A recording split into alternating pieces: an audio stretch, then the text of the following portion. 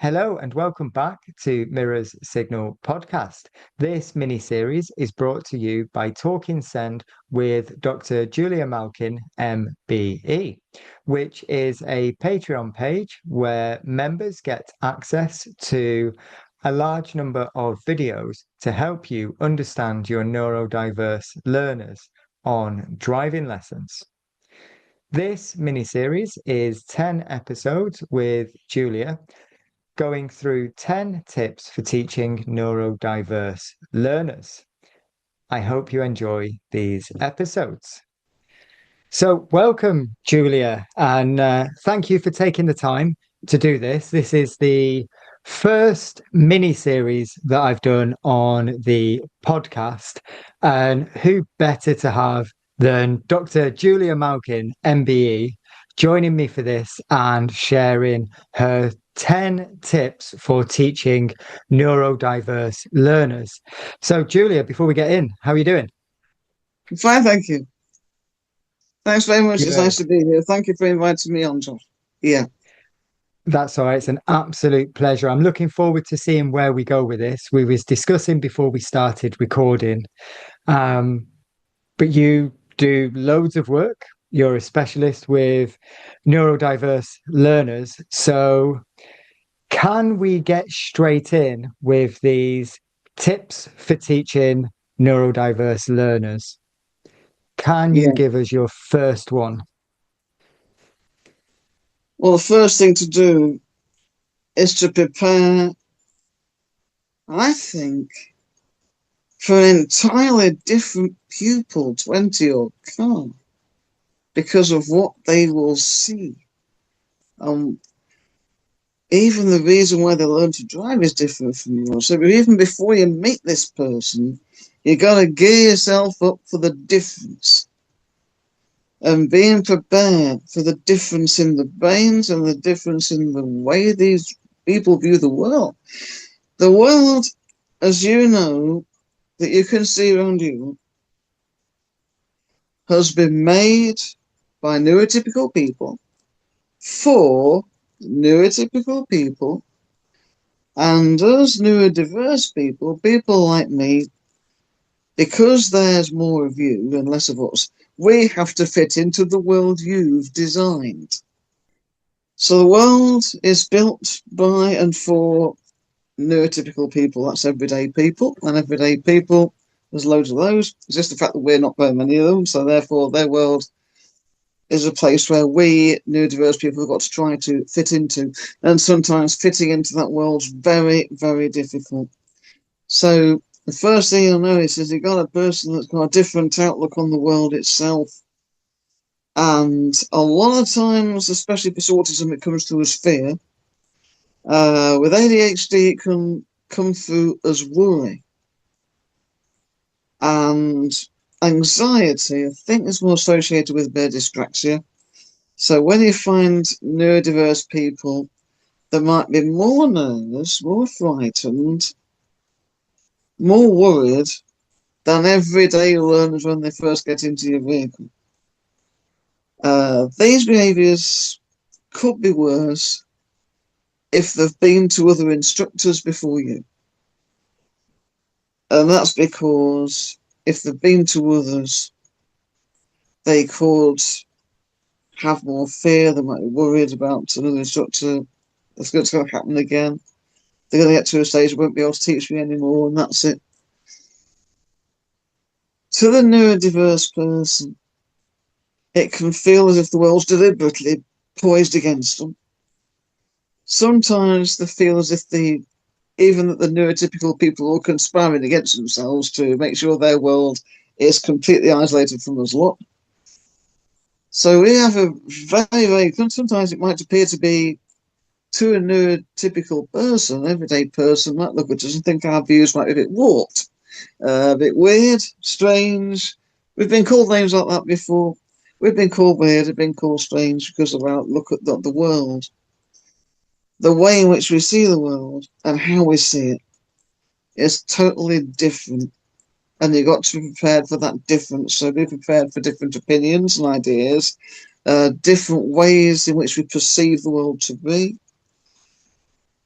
He gets an opinion that might sound completely different to anybody else's opinion. It might seem that you'll notice something different when you'll see us.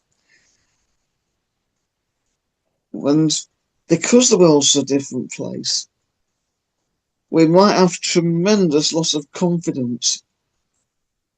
And loss of confidence is a massive, massive issue with many of us. Our self-esteem is usually very low.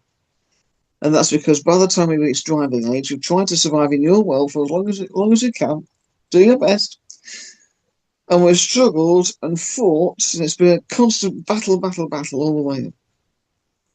Even if we've had support, we're still having to fight and trying to find a place to belong. Because of this difference in the world, the most important thing you as an instructor have to do to help us is to help us belong. So the most important thing, especially when meeting us as new people, is to do your best to make sure we belong in that everyday world that is so different and so strange and frightening to us. How do we, as instructors, make those learners feel like they belong in the car? What are some strategies we can use to do that? To get people to belong in the car, the first thing you've got to do is make sure your car is what we call neurodiversity friendly. No bright colours, sharp, strong patterns, or external extraneous noise, sounds that could distract your attention. I've come across cars in my time with a big bundle of keys in the ignition, and every time I go around the corner, it bashes on the steering column and frightens us to death. There's coins rolling around, things like this. Strong smells can put us off, things like that. Strong display lights as well, especially if you've got one of those out now with a big display that's kind of bright white, and you've got a lot of trouble. Be prepared for us trying to adjust into your world. You've got to deal with something like how are we going to respond with all these bright lights and things like this. It could have our attention distracted by it. We could want to put sunglasses on in it. That can be quite a common choice. You actually think, let's shut this brightness down a bit. Let's turn it down because it's a bit too high. Some of us are very, very sharp sensory. And sensory sensitivity is common with autism spectrum. And also some ADHDs have it when they're under stress.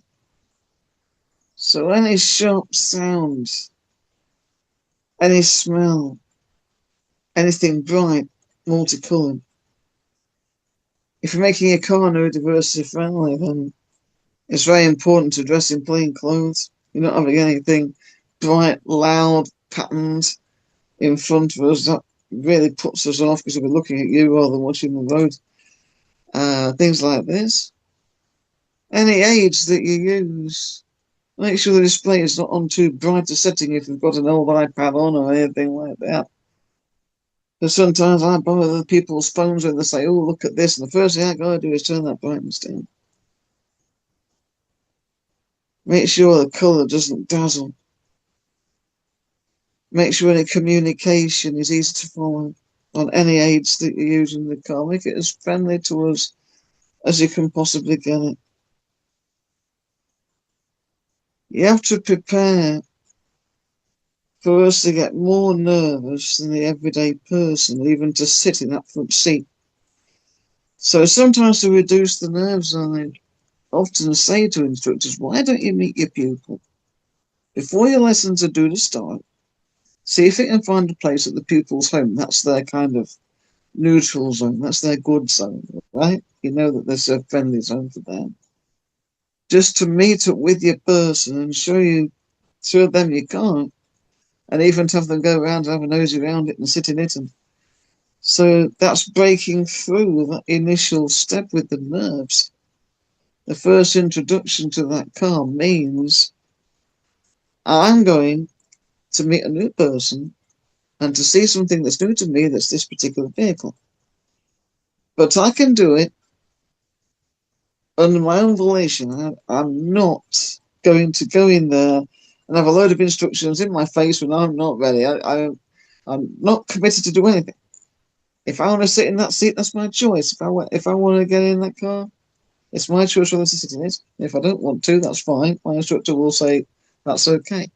So this first meeting's a very, very good thing to arrange if you can get one to go to have a look around and be able to get your pupil acclimatized with your vehicle. It's very similar to bringing a new dog home. You know what I mean? You don't go out and walk straight away. Of course you don't. Yeah, that's exactly what you got to do. You got to think the stress of this different world and the change of environment and what that's going to do with your person. That person's going to have all senses on extremely high alert, and when they get to a brand new environment, and that's what's going to be. Even if they've been to previous instructors, they're still on high alert.